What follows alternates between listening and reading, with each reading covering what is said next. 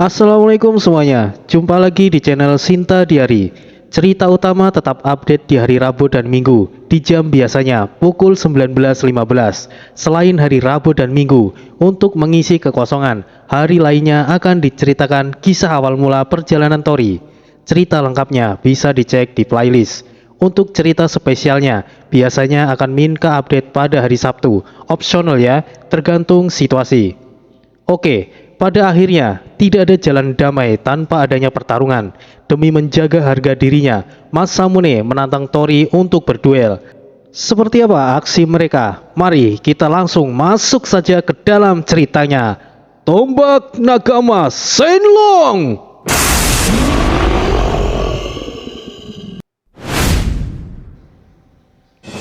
Sekigahara bagian kedua. Pulau Kai, Pulau Para Dewa.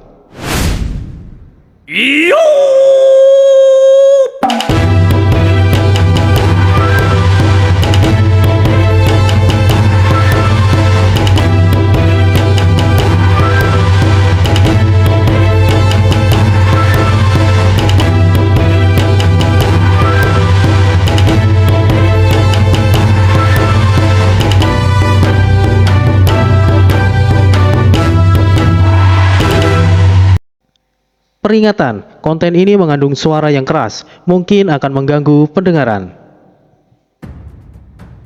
Tori pada akhirnya tidak memiliki wewenang di dalam desa Uken. Mau bagaimanapun, desa Uken adalah wilayah dari klan Det. Agar tidak terjadi pertarungan, Tori memilih untuk pergi. Namun, hal mengejutkan terjadi. Para warga desa Uken justru akan mengikuti Tori, yang mana itu sama saja mempermalukan Masamune selaku tuan tanah. Para warga lebih memilih Tori daripada Masamune. Tentu saja hal itu secara tidak langsung telah mempermalukan Masamune. Akhirnya duel tidak bisa dihindari. Demi menjaga harga dirinya, Masamune menantang Tori. Dan duel antara Tori dan Masamune tidak lagi bisa dihindari. Pengguna kedua elemen petir akan bertarung. Siapakah yang akan menjadi pemenangnya? Wajah-wajah tegang terlihat di antara para penduduk desa Uken. Tentu saja mereka khawatir. Bagi mereka, Tori sudah seperti sosok yang penting bagi mereka. Terbesit di benak setiap para penduduk. Jika terjadi sesuatu dengan Tori, mereka juga akan mengikutinya. Seperti itulah kesetiaan para penduduk desa Uken. Roka sama.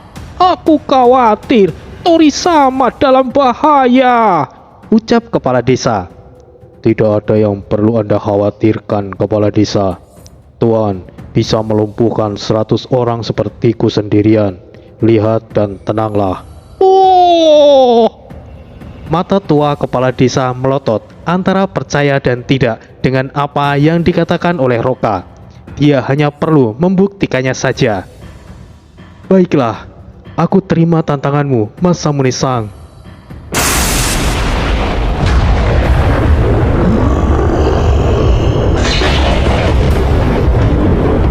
Langit terbelah. Gemuruh petir saling menyambar sesaat sebelum pusaka turun dari langit. Fenomena itu membuat mereka yang melihatnya takjub, tapi juga gemetar ketakutan. Sebuah pusaka tombak naga emas muncul dalam genggaman Tori yang sudah lama tidak pernah dia panggil. Roka, Shira, Shire, semua anggota Zendan dan prajurit Shira menunduk hormat di hadapan sang penguasa. Kini, warga desa Oken tahu seberapa kuat dan mengerikannya Tori. Mereka tidak pernah menyangka selama ini mereka tertawa dan berkumpul bersamanya adalah sosok monster yang mengerikan. Mereka tidak berhenti gemetar. Tak pernah terbayang bahwa mereka pernah menyentuh sosok orang seperti dewa bagi mereka. Kalian tidak perlu takut. Sikap Tuan tidak akan pernah berubah karena dia memanglah seperti itu, ucap Roka. Saya mengerti, Roka sama. Yang terkejut bukan hanya penduduk desa Oken saja. Masamune sendiri sampai terdiam. Baiklah, bisa kita mulai, Masamune-san. Masamune terkejut dan tersadar dari lamunannya. Seperti yang kuharapkan. Mari kita mulai. Iya!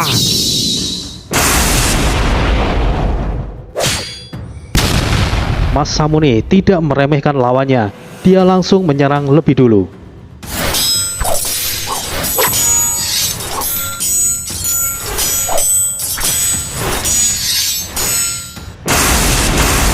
Benturan kedua senjata beradu dibarengi dengan percikan energi petir yang saling beradu. Kojiro memperhatikan dengan seksama pertarungan tersebut. Matanya tidak lepas tertuju ke arah mereka. Duel tersebut hanya terjadi di antara pertarungan kedua jenderal di medan tempur, tapi bisa mereka saksikan di sana. Jurus demi jurus telah mereka lakukan. Duel ini tidak seperti duel yang sebenarnya. Kojiro maupun Roka menyadari bahwa tidak ada niat membunuh di antara keduanya. Beda dengan duel yang terjadi antara Roka dan Kojiro sebelumnya. Masamune dari awal juga tidak akan pernah berbuat sekejam itu untuk menghukum warga desa Uken. Dia hanya ingin menguji dan tentunya mencoba kemampuan Tori.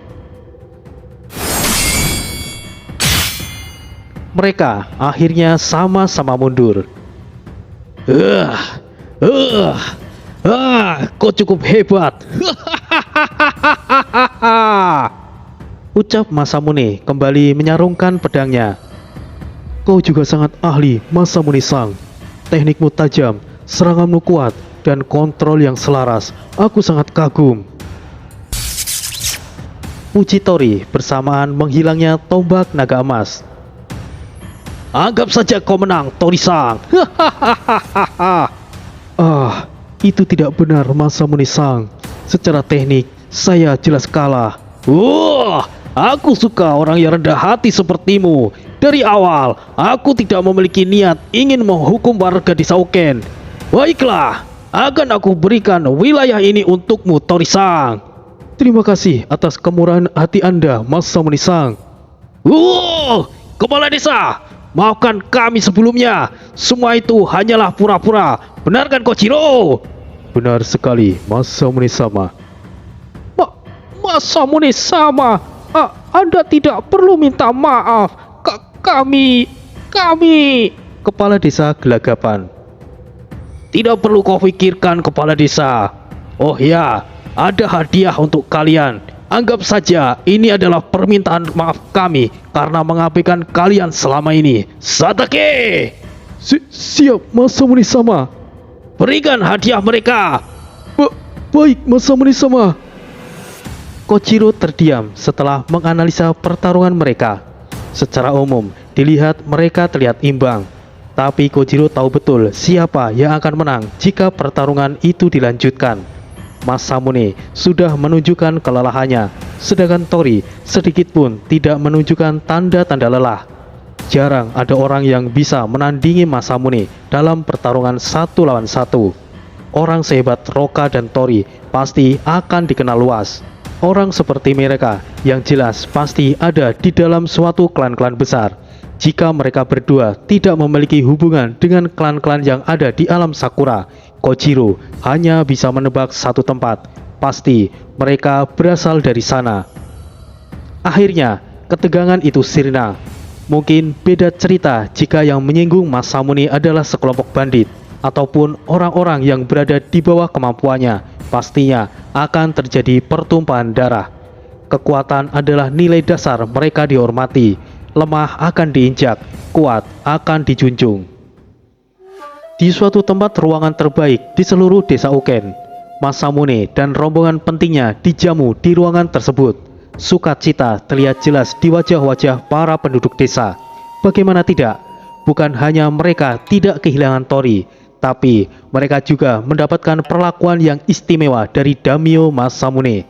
Tidak hanya dibebaskan dari pajak, selama 5 tahun ke depan, desa Uken akan mendapatkan dana desa setiap sebulan sekali sebagai bentuk permintaan maaf Daimyo. Sekaligus meresmikan desa Uken menjadi salah satu kota di wilayah klan Det dan pusat pemerintahan yang dipegang oleh Tori sebagai wilayah baru dari klan yang akan didirikan oleh Tori. Tori-san, untuk apa kau ingin membuat klanmu sendiri? Tanya Masamune. Tidak ada niatan tertentu, Masamune-san. Tapi Tujuanku adalah untuk membentuk pasukanku sendiri untuk melawan iblis Oda. Tentu saja secara pribadi aku tidak keberatan klan yang nantinya aku bentuk berada di bawah perintah klan Death. Balas Tori. Bagus! Klan apa yang ingin kau bentuk? Dan apa namanya? Seharusnya Masamune Sang sudah bisa menebaknya. Benar, aku akan membuat klan Shinobi dengan nama klan Reiki. Dengan begitu, klan Reiki bisa menjadi dukungan untuk klan Death. Sangat tidak mungkin jika mendirikan klan samurai. Selain bertentangan dengan klan Death, pastinya akan melalui prosedur yang rumit dan persetujuan dari klan-klan besar. Selain itu, bawahanku juga lebih cocok menyandang sebagai shinobi. Terang Tori. Hebat! Itu sangat bagus, Tori-san. Jika dari awal kau bilang seperti itu, aku pasti akan langsung menyetujuinya. Tapi, jujur, aku penasaran dari mana kalian berasal. Setelah mengamati pertarungan Roka-san dan juga aku sendiri merasakan kemampuanmu. Dengan kemampuan kalian itu, seharusnya kalian cukup terkenal. Jika aku boleh jujur, apakah kalian berasal dari Pulau Kai? Tori melirik ke arah Roka dan dia mengangguk. Apakah kalian percaya dengan adanya Pulau Kai? Tanya Tori. Di mana lagi aku harus menebak selain tempat itu?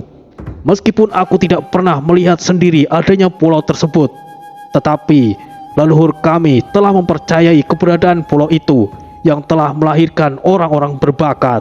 Masamune menjelaskan.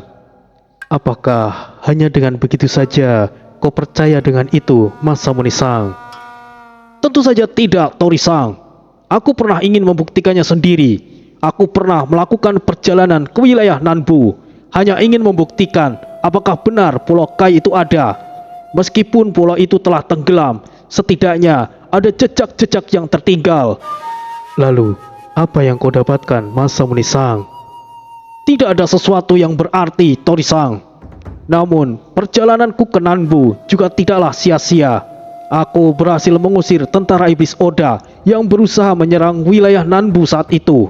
Dan percaya atau tidak, aku mendapatkan bantuan dari seorang gadis kecil yang saat itu baru berumur 12 tahun. Gadis kecil itu juga dipercaya berasal dari Pulau Kai. Kini, dia adalah adikku. Apakah kau ingin bertemu dengannya? Oh, benarkah? Apakah aku bisa bertemu dengan gadis itu? Oh, aku yakin kau pasti tertarik. Bagaimana jika kita ke sana 2 hari dari sekarang? Bisakah ditunda dulu membentuk klan Reiki?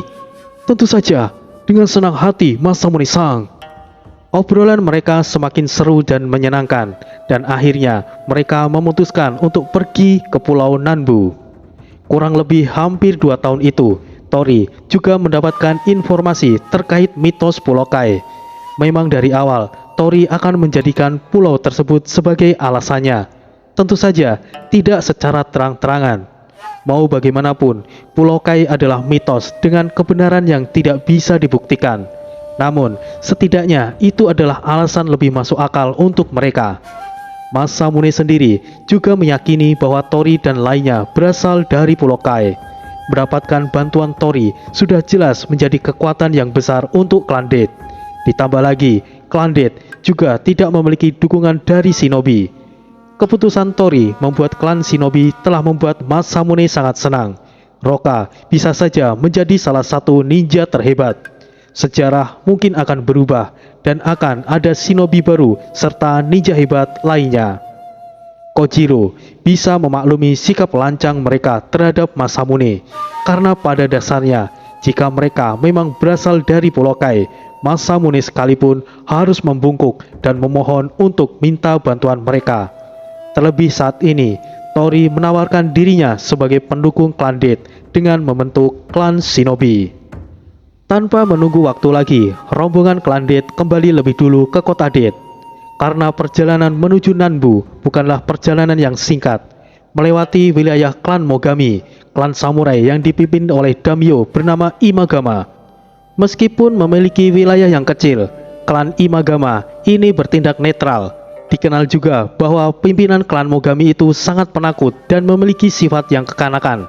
Tapi sebagai daimyo, dia tidaklah lemah. Meskipun tidak sekuat daimyo lainnya, keunggulan klan ini adalah memiliki prajurit yang sangat hebat.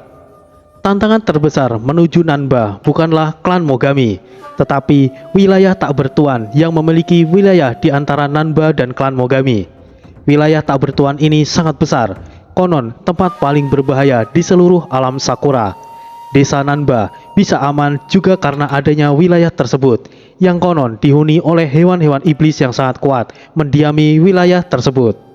Saat ini, Tori telah mendapatkan dukungan dari klan Dead, dan desa Uken resmi telah menjadi miliknya, beserta beberapa lahan yang masih cukup luas. Para penduduk desa Uken sangat bahagia akan hal tersebut. Derajat mereka juga dinaikkan, tidak lagi sebagai rakyat jelata, tapi sebagai pendukung kota Uken dari klan Reiki. Kini saatnya Tori membangun klannya sendiri, yang nantinya mungkin akan menjadi besar seperti negara singa terbang. Suatu hari, sebelum keberangkatan menuju Nanba, suasana langit hitam kemerahan nampak dari jendela di ruangan Tori, menandakan saat itu malam telah tiba.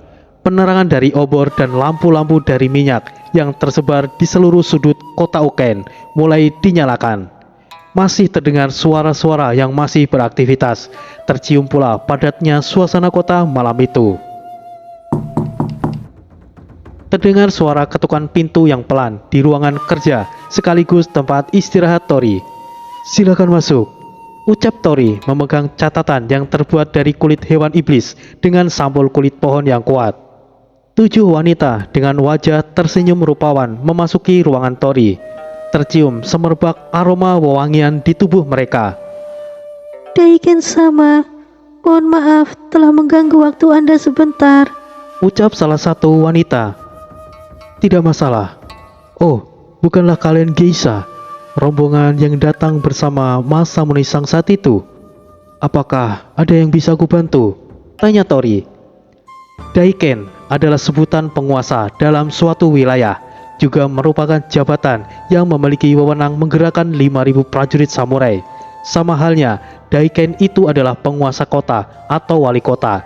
Sedangkan daimyo adalah gubernur yang memiliki wewenang 10.000 prajurit samurai. Namun, tidak terlalu terikat dengan kekaisaran maupun kesogunan. Jabatan tertinggi di alam Sakura adalah kaisar yang dijabat oleh klan Oda. Di bawah kaisar ada shogun, lalu daimyo, kemudian daiken, perwira, dan seterusnya. Perlu diketahui juga, di alam Sakura ini menggabungkan di beberapa era, dimulainya era Sengoku hingga akhir. Geisha sendiri adalah kelompok penghibur. Mereka adalah orang-orang yang memiliki seni dan keterampilan dalam bermusik, menari, dan hiburan lainnya. Namun, mereka juga memberikan jasa hiburan lain di luar keterampilan seni. Mungkin seperti LC atau juga yang memberikan pelayanan plus-plus. Namun, geisha ini sangat dihormati. Mereka hanya melayani pelayanan khusus kepada daiken atau di atasnya. Itu pun tidak semuanya. Hanya para penguasa yang mereka sukai saja. Memaksa geisha juga tidak diperbolehkan. Jika hal itu dilakukan, kesogunan akan memberikan sanksi yang berat. Para anggota geisha sangat ketat menjaga kesucian mereka, yang hanya diberikan kepada penguasa yang mereka sukai. Sudah biasa, selir-selir para penguasa berasal dari para geisha, dan tidak jarang juga seorang ratu awalnya dari geisha. "Panggil saja dengan sebutan namaku. Aku kira kalian ikut rombongan Masamune Sang kembali. Apakah kalian masih ada keperluan di kota ini juga?" lanjut Tori. "Tori-sama, jika boleh, kami ingin menetap di kota ini. Jujur, kami sangat senang berada di sini. Penduduk kota ini sangat ramah dan mereka juga memperlakukan kami dengan hormat," balas wanita muda itu yang sering disebut sebagai Anko, yang mahir memainkan koto, alat musik tradisional yang mirip kecapi. Jika kalian suka tinggal di sini, maka tinggallah. Tidak perlu meminta izin dariku. Tidak ada larangan untuk tinggal di sini. Lagi pula, kalian juga berasal dari kota Dead, bukan? Jadi sama saja, Sudah jelas kalian mendapatkan izinku juga. Balas Tori tersenyum ramah. Terima kasih Tori-sama. Anko memandang para anggota geisha lainnya dan terjadi saling pandang di antara mereka. Apakah ada lagi yang ingin kalian sampaikan? Tanya Tori. Tori-sama, kami sangat mengagumi kepemimpinan Anda. Tori-sama adalah Daiken yang sangat memperdulikan perkembangan kota dan juga kesejahteraan rakyatnya. Anda pasti sangat kelelahan dalam mengatur semuanya. Ada kalanya Anda harus istirahat dan meluangkan waktu untuk sedikit hiburan. Maksud saya, Anda bisa meluangkan waktu untuk ditemani oleh wanita yang bisa melayani Anda, seperti memijit misalnya, atau menyiapkan kebutuhan yang Anda inginkan, Tori-sama. Balas Anko menunduk menutupi wajah merahnya karena malu. Tapi mohon maafkan saya jika saya ucapan saya menyinggung Anda, Tori-sama. Kami benar-benar tidak tahu selera Anda seperti apa. Jadi tolong maafkan kami jika kami telah menyinggung Anda, Tori-sama. Belum sempat Tori menjawab, Anko menambahkan ucapannya. Tidak, sama sekali kalian tidak menyinggungku. Tidak perlu khawatir, aku ini normal. Aku menyukai wanita juga. Kalian 7 orang wanita-wanita cantik yang dipuja-puja oleh banyak orang. Tentu saja mata ini sangat dimanjakan oleh kecantikan kalian. Aku tidak keberatan kalian melayaniku. Kebetulan pekerjaanku sangat banyak. Kalian bisa membantuku untuk mengaturnya. Balas Tori. Terima kasih, Tori-sama. Sementara ini kalian keluarlah dulu dan tolong panggilkan Pak Tua Kawaki kemari. Baik, Tori-sama. Sejenak, Tori merebahkan tubuhnya, kemudian mengambil buku jiwanya. Sosok wanita muncul dari buku jiwa. Ada apa, suamiku? Tanya Sinta. Istriku, bagaimana kondisi singa terbang? Situasinya tidak cukup baik. Aku cukup kerepotan. Tapi untungnya ada leluhur Gabon yang bisa menangani situasinya, suamiku. Suamiku, maaf, aku tidak bisa menemanimu terlalu lama. Aku memiliki tugas penting atas perintahmu. Jadi, aku akan menyelesaikannya dan tidak akan membuatmu kecewa. Balas Sinta. Aku tahu istriku, kemarilah sebentar. Sinta duduk di pangkuan Tori. Kemudian Tori memeluknya dari belakang dan mencium rambut panjangnya. Lakukan yang terbaik untuk bawahan kita, istriku. Tapi jangan memaksakan dirimu. Terima kasih, suamiku. Kau tidak perlu mengatakan. Lakukan saja. Aku tidak pernah melarangmu. Pemimpin yang kuat sepertimu seharusnya memiliki pelayan khusus. Kita punya tanggung jawab yang harus dilakukan. Jadi, aku tidak bisa selalu ada di sisimu, suamiku. Baiklah, kembalilah istriku. Ingat, jangan memaksakan dirimu. Sinta tersenyum, kemudian lenyap dan kembali masuk ke dalam buku jiwa. Tori agak sedikit kecewa, tapi dia juga harus menghormati keputusan Sinta. Kini, mereka tidak lagi bisa terus berdua setiap saat. Ada tanggung jawab yang harus mereka kerjakan. Tori paham apa yang dimaksud oleh Sinta. Dia tidak keberatan jika Tori memiliki istri lagi atau selir untuk menemaninya. Seperti yang Anko katakan, Tori memang cukup lelah dan butuh sentuhan seorang wanita untuk menenangkan pikirannya. Sebetulnya, Tori baik-baik saja sebelum rombongan geisha datang. Tapi keinginan untuk itu muncul saat melihat kemolekan tubuh geisha dengan wajah cantik mereka. Berharap Sinta bisa memenuhinya, tapi nyatanya ada pekerjaan penting yang harus Sinta lakukan. Silakan masuk. Tori-sama, apakah Anda memanggil saya?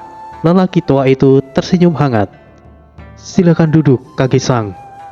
Kepala desa Kawaki kini menjadi penguasa desa yang memimpin desa Oken, yang nantinya tidak hanya ada desa Oken saja. Kini Desa Oken tidak hanya diisi oleh para penduduk biasa saja, ada juga beberapa ahli bela diri di dalamnya. Dan sebutan Kage di sini adalah pemimpin tertinggi desa yang nantinya akan ada 5 desa yang mewakili klan Reiki. Bagaimana situasi kota saat ini, Kage-san? Semuanya berjalan baik-baik saja, Tori-sama. Banyak pendatang baru juga akhir-akhir ini. Semuanya sesuai prosedur yang Tori-sama perintahkan. Bagus, jangan memaksakan diri, Kage-san. Kage-san, dari mana asal-usul geisha yang datang bersama Masamune Sang saat itu? Oh, rombongan Anko maksud Tori-sama. Mereka sebenarnya berasal dari Nagao, wilayah yang dimiliki oleh klan Usugi. Nagao terkenal atas kualitasnya melahirkan wanita-wanita cantik bak bidadari. Di sana juga terkenal akan shinobi wanitanya dari klan Iwa. Kasuga adalah ninja wanita yang juga termasuk dalam daftar 7 shinobi jenius terhebat. Sayangnya, wilayah tersebut lebih mengedepankan hubungan sesama jenis. Bahkan, pemimpin klan Usugi yang bernama Kenshin menyukai sesama jenis. Tidak hanya rombongan Anko saja, banyak dari mereka yang memilih untuk keluar dari Nagao sebagai seorang geisha. Tujuan mereka tidak hanya melayani dengan keterampilan, tapi mereka juga bersedia menjadi selir ataupun istri dari penguasa yang mereka sukai. Dengan cara seperti itulah mereka bisa mendapatkan perlindungan sekaligus tempat untuk mereka menetap, Tori-sama. Jelas, Kawaki. Seperti itu. Kini aku paham kenapa rombongan Anko ingin menetap di kota kita. Oh, benarkah Tori-sama? Jika begitu, saya ucapkan selamat untuk Anda. Selamat untuk apa, Kage-san? Rombongan Anko awalnya adalah iring-iringan Masamune sama. Meskipun tidak dipungkiri lagi bahwa Masamune sama sudah memiliki banyak selir, rombongan Anko sama sekali tidak tertarik melayani Masamune sama. Mereka bahkan menolak ajakan Kojiro sama karena mereka takut dengan karakter Kojiro sama yang pemarah. Seperti yang diketahui bahwa geisha dilindungi oleh kesogunan. Melakukan pemaksaan terhadap geisha adalah tindakan kejahatan yang berat. Oh, ternyata begitu. Terima kasih, Kage-san. Suruh rombongan Anko kemari. Baik, Tori-sama. Kawaki meninggalkan ruangan Tori. Tidak lama kemudian, rombongan Anko tiba menghadap Tori. Kini mereka datang dengan penampilan yang berbeda, lebih berani dan sangat menggoda. Seketika Tori kaget, matanya tidak karuan melihat sesuatu yang baru dengan situasi yang berbeda. Beberapa kali Tori menggelengkan kepalanya, serasa ingin menyadarkan lamunan kotornya. Tori-sama, bisakah kami bantu? Tanya Anko malu-malu. Aku sudah mengizinkan kalian untuk melayaniku. Sekarang aku ingin kalian memijit tubuhku. Tori langsung terlentang di ranjang dan menutup matanya. Baik, Tori-sama. Anko dengan lembut memijat wajah Tori. Kepalanya menempel di pahanya sebagai bantal. Yang lainnya memijit tangan dan kaki serta membasuh tubuhnya. Tapi apakah hanya begitu saja?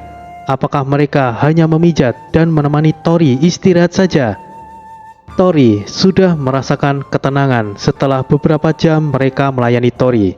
Sentuhan tangan lembut mereka sudah membuatnya naik ke puncak. Ditambah lagi, mereka sengaja menempelkan gumpalan daging di dada mereka yang membuat Tori merinding sekaligus berdebar. Sudah cukup. Tinggalkan ruanganku. Baik, Tori-sama. Anko, tinggallah di sini bersamaku. Yang lainnya, silakan keluar dulu. Para geisha lainnya keluar. Hanya ada mereka berdua. Mereka berdua diam. Tori duduk bersandar di dinding ranjang, sedangkan Anko duduk di pinggiran ranjang tertunduk, tidak berani menatap Tori. Kemarilah Anko, temani aku istirahat. Iya, Baik, Tori-sama. Anko kemudian duduk di sebelah Tori yang sedang memilah-milah buku catatan yang terbuat dari kulit hewan itu. Perlahan Anko mendekat dan semakin dekat hingga pundak mereka saling bersentuhan. Buatlah dirimu nyaman, Anko. Terima kasih telah bersedia untuk menemaniku. Tidak, Tori-sama. Saya yang seharusnya berterima kasih. Anko beranjak dari tempatnya dan menundukkan kepalanya. Tori langsung menutup buku catatannya. Anko semakin bingung. Apa yang harus dia lakukan? Tidak mungkin dia akan mendahulunya. Andaikan saja Tori tidak menginginkan itu. Jika itu terjadi, justru akan menimbulkan rasa tidak nyaman. Tapi dia bingung ingin melakukan apa. Baiklah, Anko. Saya Tori-sama. Kepalanya yang tertunduk langsung menghadap ke arah Tori. Kemarilah, Anko. Mereka kembali berdekatan. Kali ini Tori merangkul Anko dan mereka sama-sama senderan di tembok ranjang. Disadari dengan bahan empuk seperti kapas, Anko semakin tidak karuan. Bagaimana dia harus bersikap? Kau tahu aku berasal dari mana, Anko? Iya, Tori-sama. Aku dengar Anda berasal dari Pulau Kai, Pulau para dewa, Tori-sama. Pulau para dewa. Begitukah kalian menyebutnya? Baiklah, akan aku ceritakan sedikit tentang tempatku berasal. Tempat tersebut memang tempat yang menakjubkan. Langit berwarna biru keputihan, gunung-gunung hijau menjulang tinggi dengan angin yang berhembus pelan menenangkan hati. Banyak tumbuhan hijau tersebar dengan subur. Hewan kecil dan besar berkumpul yang rata-rata mereka adalah yang jinak. Meskipun ada hewan buas, kehadirannya adalah untuk keseimbangan ekosistem yang ada. Ada air terjun yang indah dan juga mengalir jernihnya air. Saat ada di sana, kau bisa merasakan cipratan dari gemericik air tersebut membasahi tubuhmu. Terasa dingin, seperti embun pagi yang menyentuh kulit. Bahkan, terdengar pula suara hewan kecil yang disebut kumbang saling bernyanyi. Tidak mau kalah juga, hewan-hewan terbang yang disebut burung berkicau dan berceloteh memanggil pasangannya. Saat berganti musim, namanya adalah musim hujan. Wilayah tersebut dibasahi oleh air yang turun dari langit. Butiran air tersebut menyentuh tanah dengan semua kehidupan di bawahnya. Kadang, terlihat anak-anak sedang berlarian, saling kejar-kejaran, canda, tawa, dan sukacitanya masa kanak-kanak. Akulah sosok yang beruntung yang pernah merasakan seperti yang dilakukan oleh anak-anak tersebut. Dunia yang damai, serba berkecukupan, serta harmonisnya lingkungan tersebut. Tidak berlebihan jika banyak orang mengatakan tempat tersebut adalah tempat para dewa, atau tempat kami menyebutnya surga. Ya, seperti itulah tempatku berada, Anko. Itulah gambaran kecil yang bisa aku ceritakan padamu. Anko tertegun mendengar cerita singkat yang Tori katakan. Dia bahkan meneteskan air mata karena membayangkan tempat yang digambarkan oleh Tori secara singkat, namun begitu detailnya. Anko menangis sesenggukan. Dunia yang dia tempati adalah dunia yang kejam. Meskipun dia tidak bisa melihat langsung dunia impian tersebut, melalui cerita Tori, dia bisa merasakan kehangatannya, sukacitanya, kebahagiaannya, walaupun hanya sepenggal kata demi kata. Anko, sosok wanita yang tangguh itu, ternyata memiliki hati yang lembut selembut sutra.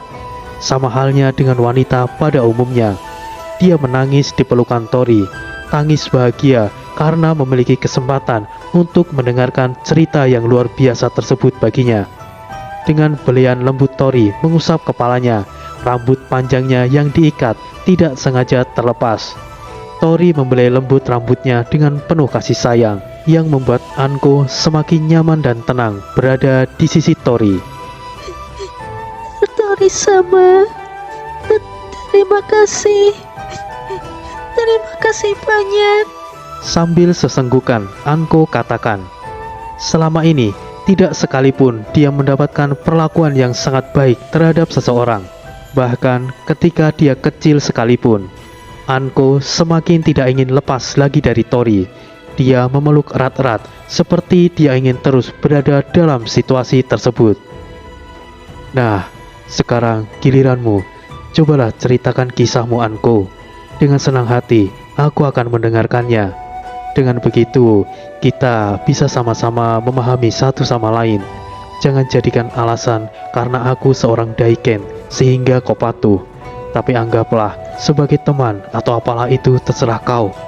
Dan bicaralah dengan bahasa normal tanpa ada formalitas di dalamnya, supaya aku bisa meresapi setiap kata yang kau ceritakan, Anko. Anko memandang Tori dengan wajah yang sayu. Kepercayaannya terhadap Tori meningkat drastis. Bahkan dia berpikir rela mengorbankan segalanya untuk Tori. Terima kasih Tori-sama. Saya aku berasal dari Nagao, tempat yang penuh pertentangan dan banyak aturan. Kami 7 kaisa terlahir sebagai shinobi. Dari kecil kami mendapatkan perlakuan yang keras. Wanita seperti kami tidak hidup semestinya sebagai seorang wanita. Kami juga harus bisa bertarung selayaknya seorang laki-laki. Nagao adalah tempat yang dingin, kawasan bersalju. Di tempat kami tinggal juga memiliki kebiasaan yang aneh, yaitu menyukai sesama jenis. Bagi kami yang tidak ingin terjebak dalam kebiasaan tersebut, kami menjadi geisha dan berkeliling dari tempat ke tempat lain. Tujuan kami memang menghibur, tapi tujuan utama kami adalah mendapatkan perlindungan dari penguasa yang baik yang mampu menerima kami. Sangat beruntung apabila kami menjadi ratu, dan sangat bersyukur meskipun hanyalah menjadi seorang selir. Setidaknya kami tidak terjebak dalam kebiasaan aneh di tempat kami berasal. Hidup mati kami ada pada orang yang kami layani. Sebagai seorang shinobi, kami juga harus bersedia mati untuk Tuhan kami demi melindunginya dari musuh-musuhnya. Hidup kami sangat keras dan penuh bahaya yang kapan saja bisa merenggut nyawa kami. Cerita singkat yang Anko katakan. Semenjak kau bersedia untuk melayaniku, apa yang aku ceritakan sebelumnya akan kau rasakan cepat atau lambat, Anko. Mungkin tidak senyata itu, tapi aku akan menciptakan dunia baru yang sama seperti yang aku ceritakan. Apapun alasanmu bersedia untuk mengikutiku, mulai sekarang kalian berada dalam perlindunganku. Tidak akan ada yang memperlakukan kalian dengan buruk, bahkan aku sekalipun. Terang Tori. Terima kasih Tori-sama. Tidak ada lagi yang bisa mereka katakan. Kini Anko benar-benar seutuhnya mempercayai Tori. Perlakuannya sudah cukup untuk membuatnya mati-matian untuk melindungi Tori. Sepatah kata Tori telah meluluhkan hatinya. Bukan lagi paksaan demi mendapatkan perlindungan, tetapi benih-benih cinta yang sesungguhnya telah terbuka. Anko dengan tulus karena cinta telah berserah diri. Kecupan kecil mulai Tori lakukan, mulai dari kepala dan menyasar ke leher Anko. Wajah Anko mulai memerah. Dengan senyumnya yang hangat menunjukkan bahwa segalanya kini milik Tori. Benang tipis yang menutupi tubuh mereka mulai dilepaskan satu demi satu. Kecupan demi kecupan mulai saling membalas, hingga mulai terdengar suara berat kedua nafas mereka. Anko juga mulai menggeliat. Tubuh indahnya memancing hasrat. Ira dan Shire yang sudah terbiasa selalu ada di sekitar Tori seakan tidak mendengar apapun. Sebagai pengawal pribadi Tori, mereka sudah terbiasa untuk sengaja tuli dan bisu. Mereka tidak akan bergerak, bersuara, ataupun bereaksi dengan setiap kegiatan yang Tori lakukan. Mereka hanya bertindak saat Tori sedang dalam bahaya atau mendapatkan panggilan darinya. Dalam satu malam itu, setidaknya mereka berdua telah melakukannya sebanyak 5 kali. Anko sekalipun tidak pernah mengeluh apalagi menolak. Hingga waktu mulai berganti, Tori membiarkan Anko istirahat di ranjangnya.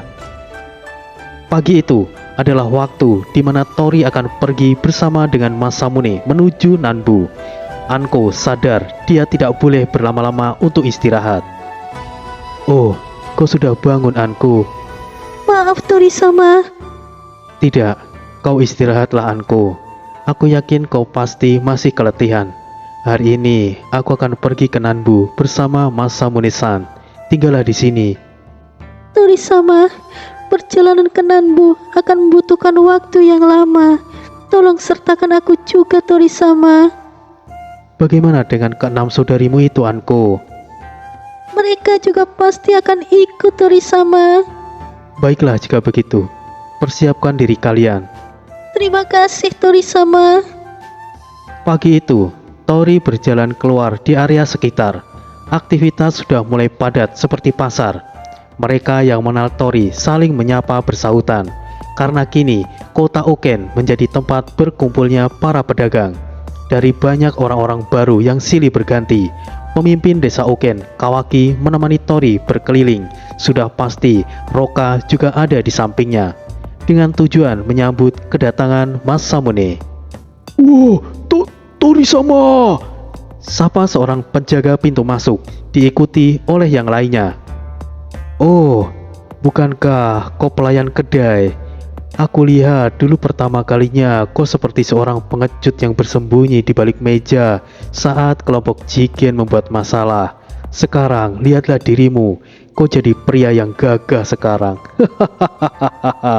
Ucap Tori. Oh, Anda masih mengingat saya rupanya. Semuanya berkat Anda, Tori-sama. Terima kasih banyak. "Ah, kau juga. Bukankah kau tukang kayu? Dan kau, lalu kau juga. Tunggu dulu, bukankah kau..." Satu persatu penjaga pintu masuk Tori sebutkan. Mereka adalah penduduk asli desa Uken. Sudah sewajarnya mereka mendapatkan posisi pekerjaan yang layak. Meskipun hanya sebagai penjaga pintu masuk, itu jauh lebih baik, karena tidak ada yang lebih cocok selain mereka. Beberapa saat kemudian, para geisha menyusul. Penampilan mereka juga berubah drastis, tidak seperti geisha lagi, terutama Anko. Kedatangan mereka menjadi pusat perhatian. Bagaimana tidak? Mereka 7 wanita berpakaian seperti seorang pendekar wanita, atau lebih tepatnya seorang shinobi wanita. 6 di antaranya mereka menggunakan topeng yang menutupi wajah cantik mereka. Hanya Anko terlihat terbuka dengan dandanan ciri khas seorang wanita yang sudah tidak single lagi. Tori-sama. "Anko, kenapa pakaian kalian begitu? Kita hanya akan berkunjung ke Nanbu, bukan untuk berperang." Kami tahu Tori-sama, tapi setelah kami memutuskan untuk melayani Anda, kami tidak lagi sebagai geisha. Kami juga bisa bertarung. Kami akan menjadi perisai yang melindungi Tori-sama. Jelas Anko. Akan terdengar pengecut bagiku jika berlindung di belakang wanita. Kalian tidak perlu sejauh itu. Tapi kenapa penampilanmu seperti itu, Anko? Apakah kau memotong rambutmu? Tanya Tori. Tori-sama, sekali lagi saya ucapkan selamat, sahut Kawaki. Kenapa lagi, Kaki-san? Penampilan Anko menunjukkan bahwa dirinya tidak single lagi. Rambutnya tidaklah dipotong, tetapi itu adalah gaya rambut seorang wanita yang sudah mengabdikan dirinya kepada seorang laki-laki yang sudah diakuinya. Dan bukan suatu tindakan yang pengecut juga dilindungi oleh wanita, Tori-sama. Karena pada dasarnya para geisha itu adalah wanita yang kuat. Ya, kau benar, Kaki-san. Aku sudah membuktikannya bahwa Anko memang kuat. Anko tersipu malu, wajah merahnya tidak bisa dia tutupi. Tori-sama benar-benar terus terang. Kawaki paham apa yang Tori katakan, namun tidak dengan mereka para penjaga pintu masuk. Mereka bingung dengan apa yang mereka sedang katakan.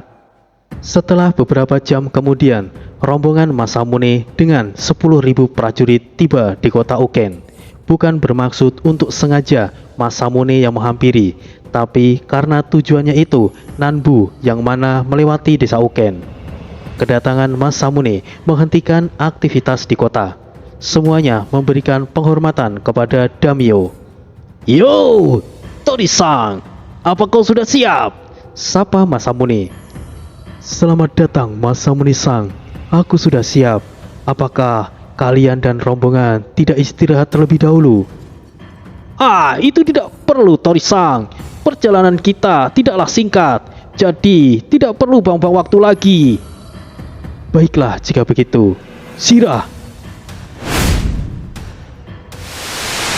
"Perintah Anda, Tuan," seluruh prajurit Sirah mengatakan. "Semuanya, tinggallah di sini. Lindungi kota Uken. Shire, aku percayakan padamu." Baik, Tuan.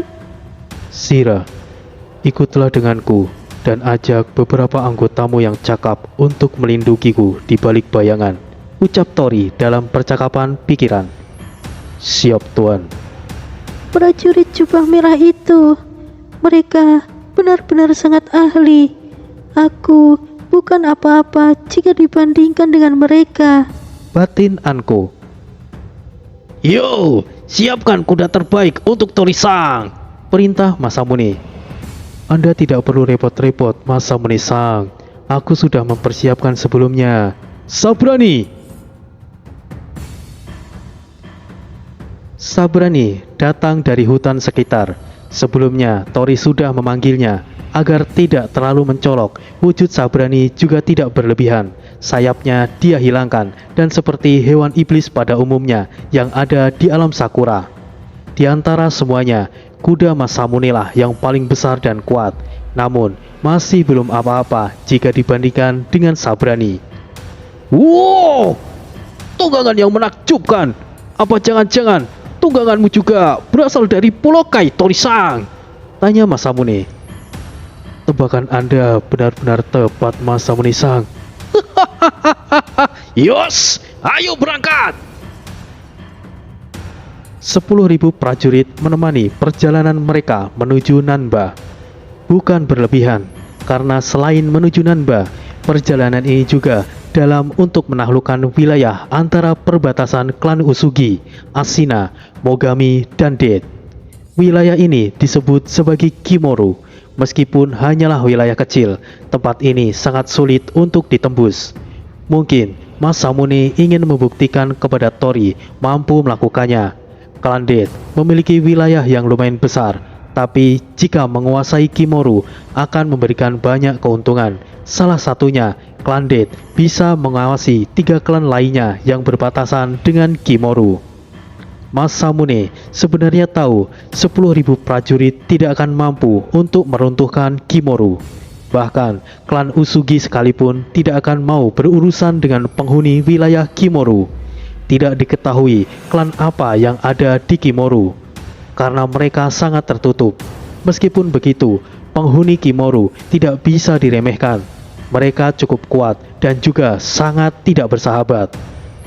Rombongan Masamune telah berangkat. Jauh hari sebelumnya, Masamune telah mengirim pesan kepada klan Mogami bahwa rombongannya akan melewati wilayahnya. Imagawa adalah daimyo pemimpin Mogami, dengan senang hati akan menyambut kedatangan klan Death. Secara umum, Mogami dan Death adalah sekutu karena melayani shogun yang sama dari klan Toyotomi. Meskipun sebenarnya Imagawa ada hubungan darah dengan shogun dari klan Takeda, tapi karena konflik keluarga, Imagawa lepas dan melayani Hideyoshi dari klan Toyotomi. Imagawa juga siap memberikan bantuan kepada Masamune terkait tujuannya untuk menaklukkan wilayah Kimoru. Imagawa akan melakukan aksinya sebagai pengalih rombongan Masamune yang akan melakukan serangan yang sebenarnya. Tori-san, tujuan kita adalah menuju ke wilayah Nanbu. Tapi, apa kau tidak keberatan jika kami melakukan misi penaklukan di sepanjang perjalanan? Kita sekarang menuju ke wilayah Kimoru, wilayah tak bertuan, tapi memiliki penghuni yang kuat. Jika kita bisa menguasai wilayah tersebut bisa kau gunakan untuk mengembangkan klan Reiki yang nantinya bisa berkembang lebih pesat. Apakah tindakan penaklukan tersebut harus dilakukan Masamune-san? Sebenarnya tidak. Jika mereka mau terbuka, tapi penghuni Kimoru sangat tidak bersahabat. Meskipun tujuan ini disebut penaklukan, tidak jauh beda dengan menjajah. Meskipun kita tidak bergerak, klan Usugi maupun klan Ashina pasti akan menghancurkannya. Jika wilayah Kimoru jatuh ke tangan salah satu dari klan tersebut, akan menyulitkan klan Death. Klan Mogami sendiri, Imagawa adalah pemimpin yang pengecut dan tidak bisa dipercaya sekalipun dia sekutu. Jadi, perlu kita menguasai Kimoru, terang Masamune. Jika memang begitu, aku percaya dengan keputusan Masamune-san. Dengan agak ragu, Tori mengatakan, wilayah Kimoru dikuasai oleh klan tersembunyi yang memang memiliki kemampuan yang harus diperhitungkan.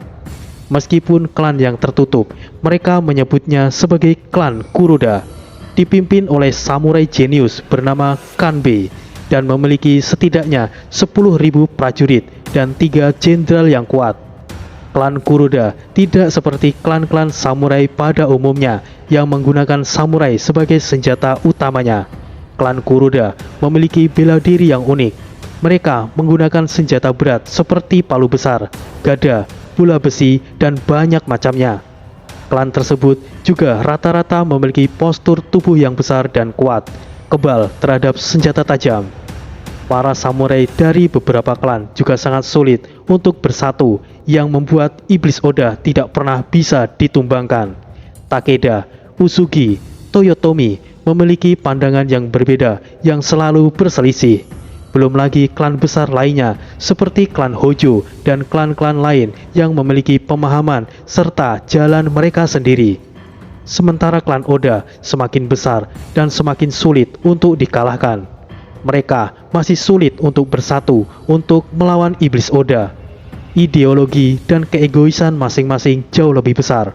Hanya menunggu waktu saja klan Oda meratakan satu persatu klan yang telah terpecah belah tersebut. Kojiro, kita buat kemah di sini. Kita sudah dekat dengan wilayah Kimoru. Jangan sampai klan Kuroda menyadarinya, perintah Masamune. Baik, Masamune-sama. Tunggu sebentar Masamune-sama, sahut samurai tua bernama Tadaoki. Oh, ada apa penasehat? Apa yang kau ragukan? Masamune-sama, sangat rawan jika kita beristirahat di sini. Jika tidak salah, ini adalah perbatasan wilayah kita dengan Kimoru. Memang ada kemungkinan aman karena kita masih berada di wilayah kita.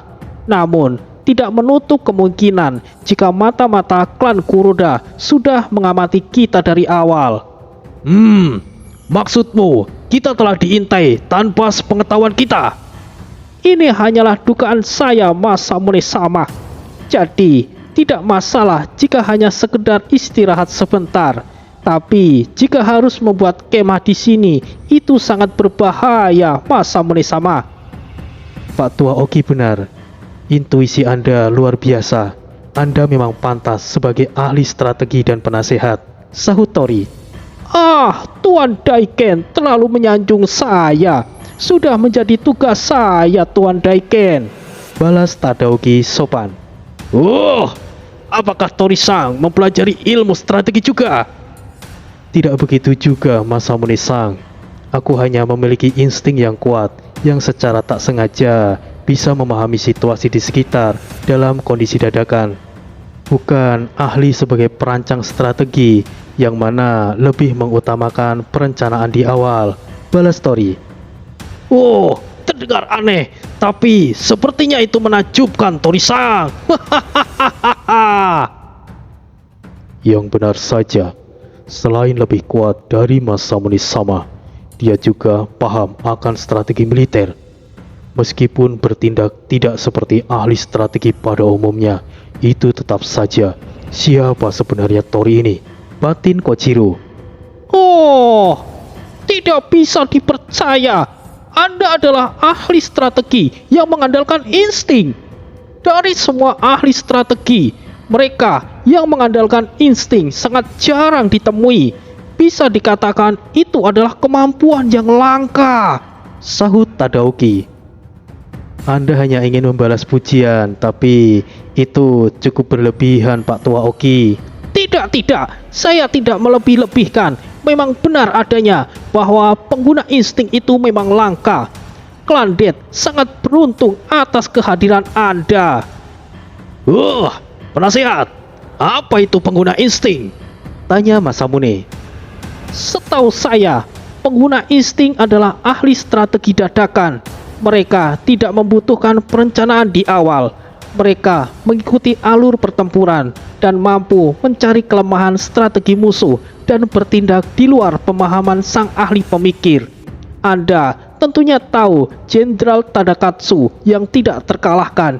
Itu karena Tadakatsu adalah pengguna insting Masamune-sama, jelas Tadaoki. Wow, seluar biasa itukah? Sepertinya keberuntungan ada di pihak Klan Death. Bukankah yang dia katakan hanyalah bualan saja? Setelah Tadaoki Dono berikan masukan, aku pun bisa jika hanya mengatakan itu tanpa bukti-bukti apapun. Sahut seorang wanita samurai muda, Mitsuji, salah satu jenderal wanita Klan Death. Mitsuji-sang, itu tidak sopan, balas Tadaoki. Itu memang benar, Pak Tua Oki. Apa yang dikatakan Mitsuji-chan itu memang benar, Tori bersuara. Hei, apa yang kau katakan? Aku bukan anak kecil, dan aku juga tidak bisa dibohongi hanya dengan kata-kata tanpa bukti yang jelas. Apa hebatnya seorang Daiken? Ucap Mitsuji ketus. Hati-hati dengan ucapanmu, wanita kecil. Berani menghina Tori-sama. Sekali lagi aku sobek mulutmu, sahut Anko yang bersiap mencabut pedangnya. Beraninya jalang sepertimu ingin menentangku, balas Mitsuji. Cukup, hentikan. Kata-kata Mitsuji-chan sungguh sangat pedas. Aku cukup tersinggung kau mengatakan hal yang tidak pantas kepada Anko. Ya, aku masih bisa menerima sekalipun kau menghinaku atau tidak menghormatiku. Tapi berani merendahkan Anko, aku tidak peduli meskipun kau adalah bangsawan dari Klan Death.